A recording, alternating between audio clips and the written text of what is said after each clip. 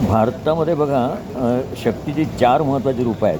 म्हणजे आमच्या दृष्टीने त्याचे असं आहेत की नाही काय माहीत, पण आमचा असंच विचार आहे, की एक म्हणजे लक्ष्मी, नंतर शक्ती, सरस्वती आणि सौंदर्यवती ह्या 4 ग्रुपमध्ये शक्तीचं विभाजन झालेलं आहे. लक्ष्मी म्हणजे पैसा, मनी, वेल्थ. शक्ती म्हणजे शक्ती, पॉवर. काय भारतामध्ये लोकशाही असल्यामुळे लोकशक्ती, काय मसल पॉवर, शक्ती, लक्ष्मी शक्ती. सरस्वती म्हणजे विद्या. विद्येच्या हातात बघा हे प्रतीक आहेत सगळे.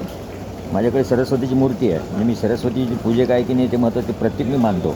तिच्या एका हातामध्ये पुस्तकं, एका हातात वाद्य दिलेलं आहे. मग समजा सरस्वतीची पूजा करायची असेल तर वाद्य आणि पुस्तकांची ते महत्त्वाच्या गोष्टी आहेत. नंतर मग सौंदर्यवती. सौंदर्यवती म्हणजे सौंदर्य, सुंदर स्त्री. अशी 4च शक्तीचे रूपं आहेत जगात, म्हणजे सगळ्या. असं भारतीय लोकांना वाटतं किंवा मला वाटतं. मग आम्ही ठरवलं, मी शहाण्णव कोळी मराठा आहे. शक्ती काय आम्हाला तशीच प्रसन्न असते किंवा मग प्रसन्न करून घेणं सोपी असतं. जन्मतात ते ब्लडमध्ये आमचे असू शकतं शक्ती. त्यामुळे आम्ही ते बाजूला ठेवलं. लक्ष्मी. लक्ष्मी म्हणजे माझं नाव आहे लक्ष्मीकांत, पण लक्ष्मीने माझ्या प्रसन्न नाही आहे. आणि लक्ष्मी, शक्ती, सरस्वती म्हणजे ती प्रसन्न कशी करून घ्यावी त्याच्यासाठी मग आम्ही ठरवलं की पुण्यात जायचं.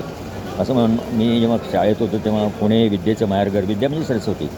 आम्ही पुस्तकांमध्ये विद्या नावाचं ते वनस्पतीचं पान ठेवायचं की आपल्याला विद्या येऊ दे. पण आम्हाला विद्या नसायची ना. मराठ्यांना काय शक्ती प्रसन्न असते किंवा मग शक्ती म्हणजे मसल पॉवर. नंतर बापाची जमीन जर असेल तर ती विकून लक्ष्मी पण प्रसन्न करून घेतात काही मराठी लोक. नसेल तर मग ते कमवावी लागेल. लक्ष्मी म्हणजे पैसा. आता तर डॉलर पाहिजे. सरस्वती सगळ्यात डिफिकल्ट वाटायची मला लहानपणी.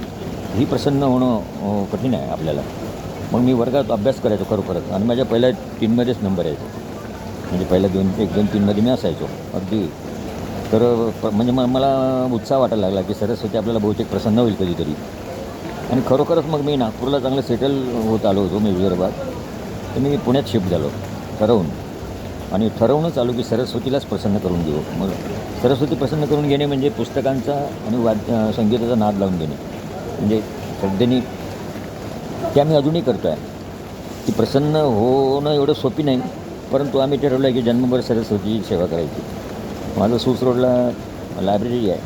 त्यामध्ये पुस्तके आणि वाद्य, कारण सरस्वतीची पूजा करायची आहे. नटराजाची मूर्ती यासाठी की आमची तंजावरशी संबंध आहे. पण बेसिकली आम्ही सरस्वती पूजनासाठी चालू पुण्यात. विद्येचं माहेरघर आहे ना.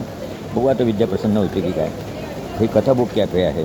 आम्ही त्या बुक कॅफेमध्ये त्यासाठी जाऊन बसतो की बुक कॅफेच्या पुस्तकाशी संबंध आहे. आणि तिथे पुस्तकं आहेत खरोखर या बुक कॅफेमध्ये. लायब्ररी आहे त्यांची, आणि त्या लायब्ररीच्या बाजूला कॅफे आहे. त्याचा उद्देश तो आहे. मी जनरली बुक कॅफेमध्ये कॉफी घेणं मला आवडतं, कारण आम्ही सरस्वतीच्या पूजेसाठीच पुण्यात आलेलो आहे. त्यामुळे आता बघू, जन्मभर सरस्वती पूजन सुरू आहे. म्हणजे पुस्तके, वाद्य, लिखणे, वाचणे, जेवढं झेपेल तेवढं. प्रसन्न होते की नाही हे त्या सरस्वतीच्या हातात आहे. असे कथा बुक कॅफे, जिथे आम्ही फावल्या वेळामध्ये पुस्तकं असल्यामुळे कॉफी प्यायला येतो. पुस्तकं आमचा वीक पॉईंट आहे. कमीत कमी पुस्तकं जमविणे म्हणजे पूजेचं साहित्य जमा तरी केलं पाहिजे ना. नंतर पूजा करणे आणि नंतर सरस्वती प्रसन्न होणे, नंतर मग त्याला खूप वेळ लागेल. सध्या चालू आहे पूजा, म्हणजे पूजा किंवा मग पूजेचं साहित्य गोळा करणं सुरू आहे. Thank you very much. Coffee with LD.